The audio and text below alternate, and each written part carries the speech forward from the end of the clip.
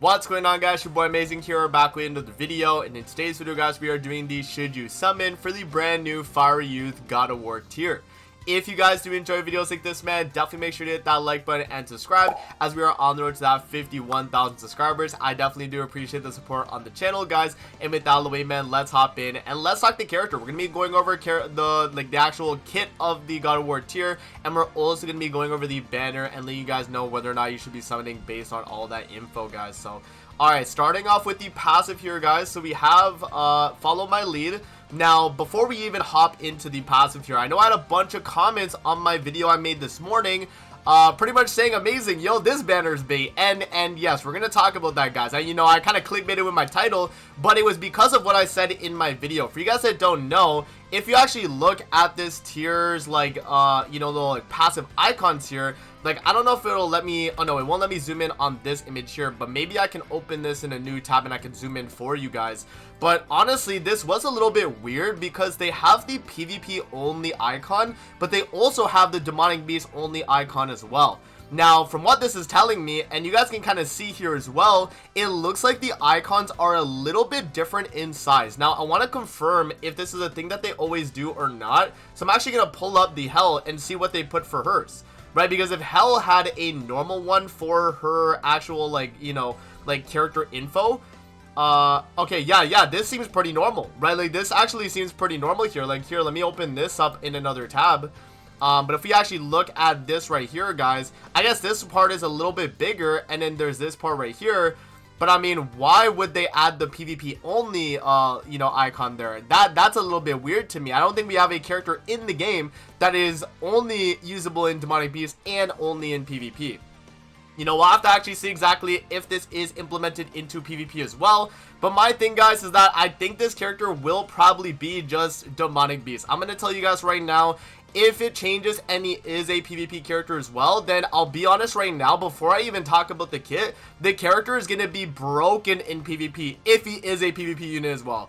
Now, that's if he is, right? And I don't think he is going to be, a PvP character, especially with the fact that they say the Rad Hero of Spring arrives to face Demonic Beast. They don't say, the Rad Hero arrives for Spring, because then he would be more general, use, guys. So, right now, I'm just going to go off the assumption that this character is only a Demonic Beast unit. Just based on that alone, we can go into his, his actual kit, and I can give you guys a pretty informed decision on whether or not you should be summoning, just based on that alone. Again, if he is a PvP character, and you also can use him in PvP, he's gonna be broken, just from what I can see here. So let's actually hop into the character kit now, guys, and we'll talk about exactly what this character is able to do. So for each applicable ally participating in the battle, the applicable ally's critical resistance and critical defense will increase by 15%, their damage taken decreases by 15%, and the hero's damage dealt increases by 20%. And this is going to be applicable allies of Unknown Race and Ragnarok. This makes a lot of sense. The original tier that we had in the game also had a very similar, Ragnarok Unknown Race type passive. Now, moving on to the second part of the passive here, guys, applies Roar of the Battlefield to applicable allies at the start of the battle. And Roar of the Battlefield is going to increase Pierce Rate by 3% and damage dealt by 2% for every 1% of HP loss. So a very similar thing to the original tier as well. The less HP your team has, or the less HP this character has, the stronger the team is going to be overall, right? Increases applicable allies attack by 15% for 3 turns at the start of the ally's turn, and this is going to stack up to 3 times, so you pretty much always have infinite 45% attack, which is going to be kind of crazy. And then if there's one enemy on the battlefield, all buffs are removed from them when the hero uses a skill, applies before skill activation. And if allies use single target attacks 3 times or more in one turn, 2 debuffs is removed from each ally, and allies whose debuffs were removed are healed for 20% of their maximum HP. So yeah, with that being said, guys, I mean, if this kit for this passive specifically was allowed to be used in PvP, this is the best character in the game. Like, actually though, think about it, right? This is for each applicable ally participating in the battle. So you would have 45% crit resistance and crit defense. You would have 45% damage reduction and 60% damage dealt just by existing on the field. Is that fair? Like, it's not, right? It's definitely not fair. This is more oriented to PvE, and I do not think this character would have that in PvP. It's just too strong. And then even this effect right here, where it increases applicable allies attack by 15% for 3 turns at the start of the ally's turn. Like, imagine that in PvP. Every turn you just have infinite 15% attack. Like, obviously it's going to stack up only to 3 times, but 45% attack is nothing to scoff at, guys. Understand that this is crazy. And then these two bottom part, like, effects here, they're more so tailored to PvP. Right, like maybe they like lock off like specific things for PvP, that's possible, but from what I'm getting at, guys, I think this character is just going to be a PvE unit, specifically demonic beast oriented, right? That's kind of what I'm getting from just reading the passive right there. Now moving on from his passive there, guys, let's talk about the unity. So the unity is going to be the exact same as the original tier we had in the game. Increases critical defense of applicable allies with the unity effect by 60%, and this is if it's on the link of the character or if the character is on field for himself. Right, this is not sharing to allies, this is only for tier himself or if he is a link to another character. Now moving on to his skills here, guys, we have the first skill being a single target amplify skill, which amplify is going to be damage dealt plus 30% per active buff on self. So for every buff, this character is going to be dealing 30% more damage dealt. And then for the second skill here, guys, we have the Rampage skill, which is actually a brand new effect. And Rampage is going to be 3 times pierce rate increase with a 80% attack increase for this character when you use the skill. So it's 80% attack when using the skill with a pierce rate on this single target. I mean, it's going to hit very, very hard.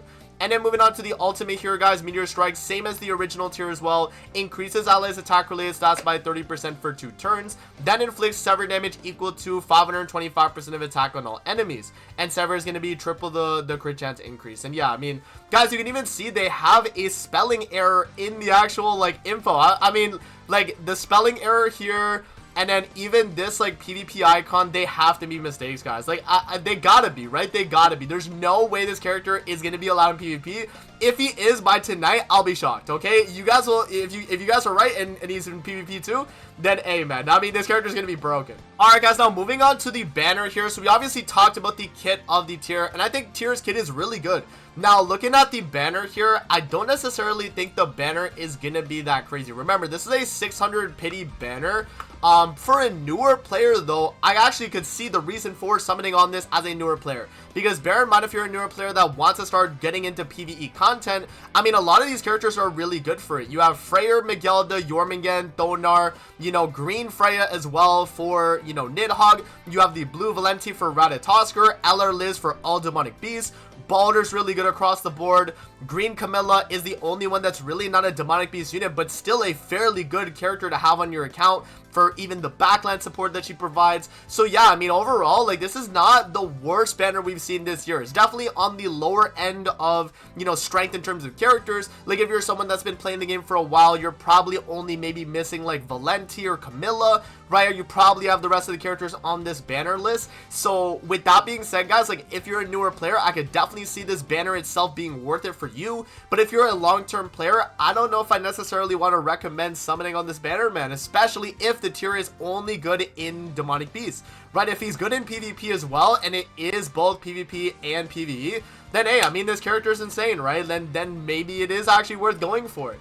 But just based on like, you know, what I think the character is gonna do, just because it just wouldn't make sense for him to be good in PvP, right? With the kit that he has.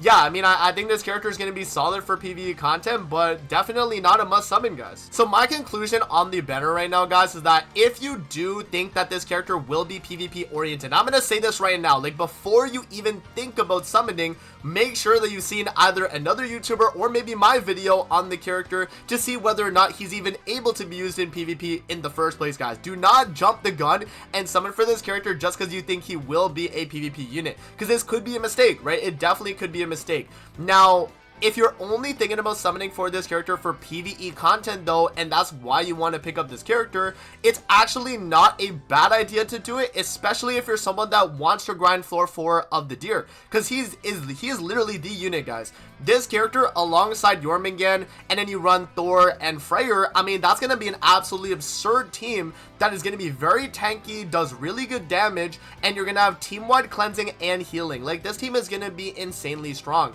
So I definitely definitely do think that if you're someone that's kind of end game and maybe wants to focus on farming out your, you know, your floor 4 deer, then yeah, I mean, you could definitely summon for this character. But other than that scenario, do you need to summon on this banner? Probably not, right? So if you're a long-term player, really only would be if you're prioritizing the floor 4 the deer.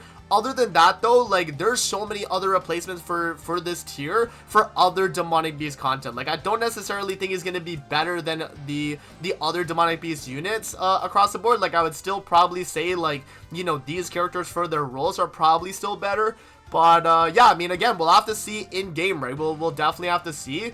But I do think he is going to be a very good character overall. So yeah, guys, that's pretty much my thoughts on it. If you're a newer player and you actually want to focus on PvE content, maybe you do one rotation on the banner. But if you're someone that doesn't necessarily care about PvE content like that, then I definitely could say you could skip this character and not have to worry about it at all. And remember too that this character will rerun in the future and most likely will be on, you know, later banners in the year. Right, I'm definitely expecting this character to be on maybe, you know, like November Festival or even like New Year's. I could definitely see this character being on one of those two banners. So, you know, definitely something to think about, guys. But yeah, I mean, overall, if this character is a PvP unit, he might be a must summon. But if he's only Demonic Beast, which is what I think he will be, then I just think he's going to be only a must summon for the people that are trying to focus on PvE content, specifically a newer player or someone that's end game that wants to grind out your floor 4 of the deer.